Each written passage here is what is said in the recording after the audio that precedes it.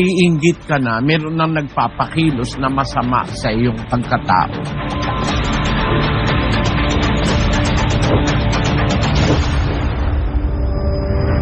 Kung pag-uusap natin Biblia, hindi normal ang inggit. Ang inggit galing kay Satanas. So hindi ito normal. Hindi kasi normal na ang ating pagkatao ay makontrol ng kaaway ng Diyos. Ang inggit galing kay Satanas. Basahin natin ang Santiago, Kapitulo 3, versikulo 16 at 15. Sapagkat kung saan mayroong paninibugho at pagkakampi-kampi, ay doon mayroong kaguluhan at lahat ng gawang masama.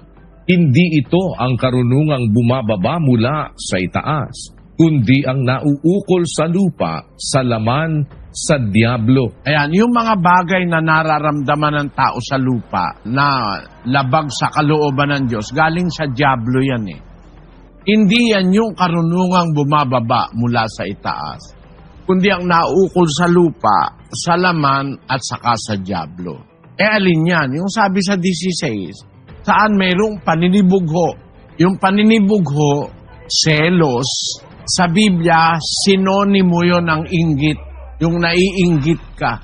Kontra sa pag-ibig yun eh. Kasi ang pag-ibig, hindi naiinggit. Basahin natin ng 13:4. Ang pag-ibig ay mapagpahinuhod at magandang loob. Ang pag-ibig ay hindi nananaghili. Ang pag-ibig ay hindi nagmamapuri, hindi mapagpalalo. Pag may pag-ibig ang tao, sabi, ang pag-ibig magandang loob. Ang pag-ibig hindi nananaghili. Yung nananaghili, naiinggit yun. Kaya sa pag-ibig, walang inggit, walang envy. Sa King James Version, basahin natin.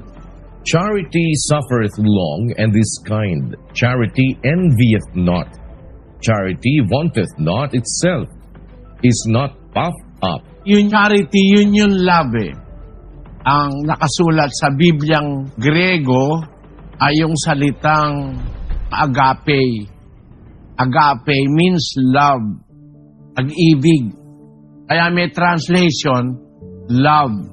Basahin natin yung American Standard Version. Love suffereth long and is kind.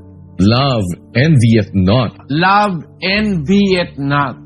Ang pag-ibig hindi naiinggit, hindi nananaghili. Kaya kung ikaw may pag-ibig ka sa Diyos at sa kapwa, hindi ka naman maiinggit eh. Kaya kung normal ang pag-uusapan, hindi normal ang naiinggit. Pagka naiinggit ka na, meron nang nagpapakilos na masama sa iyong pagkatao. Meron mga tao punong-puno ng inggit eh. At sa inggit nila, pati yung masama, kinaiinggitan nila eh. Basahin natin ang 24:1 ng Kawikaan. Huwag kang mananaghili sa mga masamang tao, ni magnasa ka man na masama sa kanila. Sa English, ang sabi riyan, Be not thou envious against evil men, neither desire to be with them. huwag ka maiinggit sa mga tao, lalo na masamang tao, kainggitan mo. Eh kung masama nga, bawal mo kainggitan, yung pabang mabuti, kaiinggitan mo. Kaya yung inggit, hindi yan normal, kapatid. Ang inggit ay insinuated ng masamang espiritu sa ating mga puso. Gusto mong maging normal? Bayaan mo lang. Para normal ka, wala kang kainggitan. Kung ano yung nasa'yo, okay lang.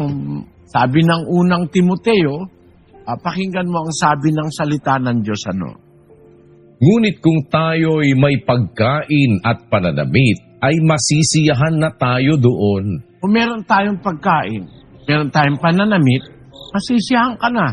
Wala kang bahay, pwede namang umupa. Huwag ka mainggit. Baka may mainggit ka, nagnakaw ka para magkaroon ka nung wala sa'yo. Kung nakakakain ka naman, nakakainom ka, masiyahan ka na ron. Kahit wala kang bahay, wala kang sasakyan, may MRT naman O kaya may paa ka naman para maglakad. Para gumawa ka ng masama dahil sa inggit gusto mo meron ka rin ng lahat ng bagay. Ang sabi sa Biblia, wala tayong dinalang anuman sa sanlibutan at wala rin naman tayong mailalabas na anuman. Sabi nga ni Job, hubad akong lumabas sa bahay bata ng aking ina. Hubad din akong babalik doon sa Panginoon. Kaya, di ka makakapagdala ng isang ternong Amerikana eh. Kahit nabihisan ka bago ka ilibing, pag harap mo sa Diyos bulok na yun eh. Kaya wala tayong dinala sa libutan, wala tayong mailalabas. Sabi ng Biblia, kung meron tayong pagkain, meron tayong pananamit, pasisiyahan na tayo doon. Huwag nating pamahayin sa ating kalooban ang inggit sa kanino man. Kapagkat ang Diyos naman, hindi naman siya maramot eh. Pag nakita niyang wala ka namang masamang intensyon, kahit na hindi ka humihingi, kung minsan bibigay niya sa iyo eh. Ganon ang Diyos na nasa Biblia. Sa Efeso 3:20. Ngayon, sa makapangyarihang gumawa ng lubhang sagana ng higit sa lahat ng ating hinihingi o iniisip, ayon sa kapangyarihang gumagawa sa atin. More than what you can think of and more than what you can ask for. Nakakagawa ang Diyos. Ang mahalaga lang makita ng Diyos, wala kang inggit, kontento ka, may pagkain ka at may damit, masaya ka na.